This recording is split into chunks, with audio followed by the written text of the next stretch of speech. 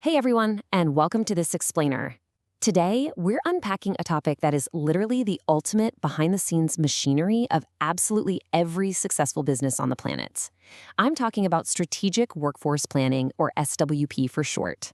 If you've ever found yourself wondering how companies make sure they have exactly the right amount of people doing exactly the right things at the exact right time, well, you are in the right place. We're going to break down the mechanics of how organizations turn these massive, high-level business goals into everyday human realities. Let's get into it. Okay, let's dive into this roadmap. First, we'll look at the three big questions, then some simple math for human effort, next, real-world industry examples, and finally, what success looks like. This is going to take us smoothly from core theory through just a tiny bit of math straight into practical application. So, starting with part one, the three big questions. This is where we set up the fundamental ingredients of our SWP recipe. Let me ask you this. How does a business actually know exactly who to hire? It sounds simple enough, right? But just imagine walking into a wildly chaotic, completely understaffed coffee shop during the morning rush. Or picture a massive construction site where critical tradespeople are missing and the entire project just grinds to a halt. When businesses get this wrong, it is painful, it's expensive, and honestly, it's just stressful for everyone. To get it right, planners rely on three key sequential building blocks. And here is how those blocks stack up. Step one is demand. You really have to ask how much work is actually coming down the pipeline and what specific skills are we going to need to pull it off. Step two is supply. And heads up, this isn't just counting the people currently on your payroll. You have to ask how many people and skills will we actually have available on the floor. You've got to account for real-life factors here, things like resignations, planned vacations, and training schedules, to figure out your true supply. And that leads directly to step three, the gap.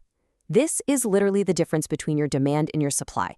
Once you know that gap, you can figure out your game plan. Do you hire more staff? Do you train the folks you already have? Automate? Reschedule? That is where the strategy happens. All right, moving on to section two, simple math for human effort. And hey, don't let the word math scare you off. This isn't complex algebra. Think of it more like a direct translation tool that turns business goals into human realities. To make that translation, we need a baseline unit of measurement. Enter the FTE, or full-time equivalent.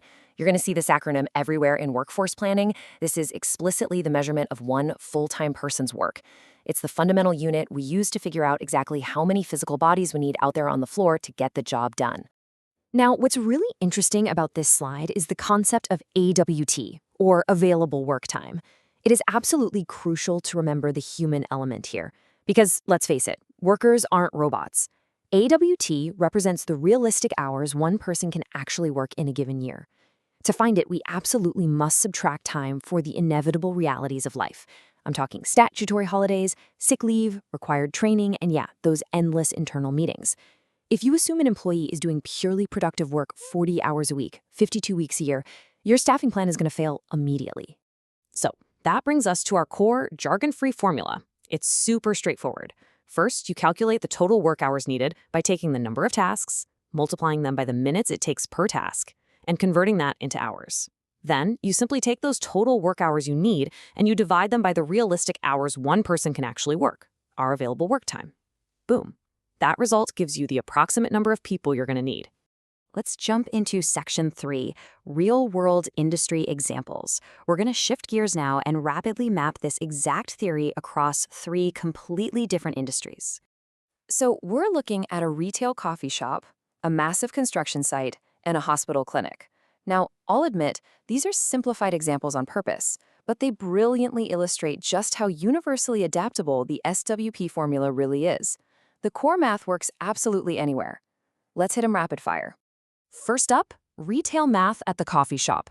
Imagine your demand is 240 drinks per hour during the crazy morning rush. If each drink takes 2 minutes to make, you multiply 240 by 2, giving you 480 minutes of work. Convert that, and it's exactly 8 solid hours of work crammed into one single clock hour. Now, on the supply side, if one barista has an available work time of about 7.5 useful hours in a shift, you divide those 8 hours of work by 7.5. The result? You need just over 1 FTE per peak hour behind the bar. Simple, right? Let's keep the rhythm going with a construction project. Say a specific phase of a building needs 6,000 electrician hours over a 3-month period. That's your demand. For supply, we know one FTE delivers roughly 1,830 hours a year. To get our quarterly number, we just divide that by 4, which gives us 458 available work time hours per quarter.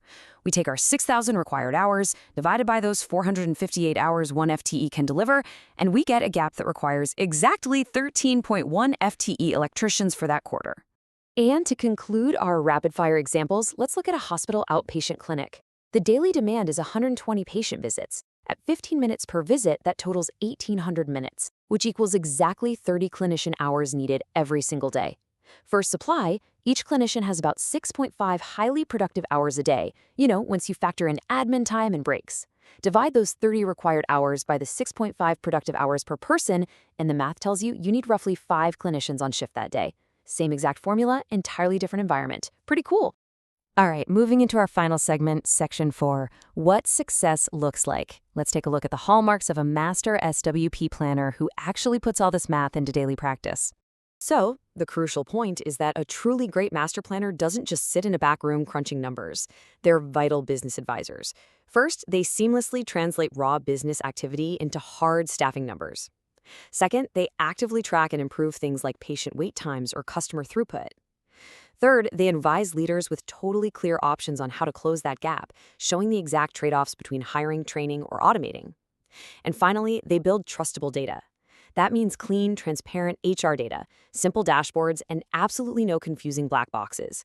The leaders have to fully trust the numbers they're seeing. I want to end this explainer with a provocative question for you to really think about. How might automation change the supply side of your own industry's workforce equation in the future? As AI and advanced robotics become more of an everyday reality, think about how they might soon alter your available work time and drastically shift that gap in your own daily work life. I mean, when tasks that used to take minutes suddenly take seconds, the whole math of human effort completely changes. Thank you so much for joining me to explore the fundamentals of strategic workforce planning. I highly encourage you to look at your own workplace through this lens tomorrow. Catch you next time.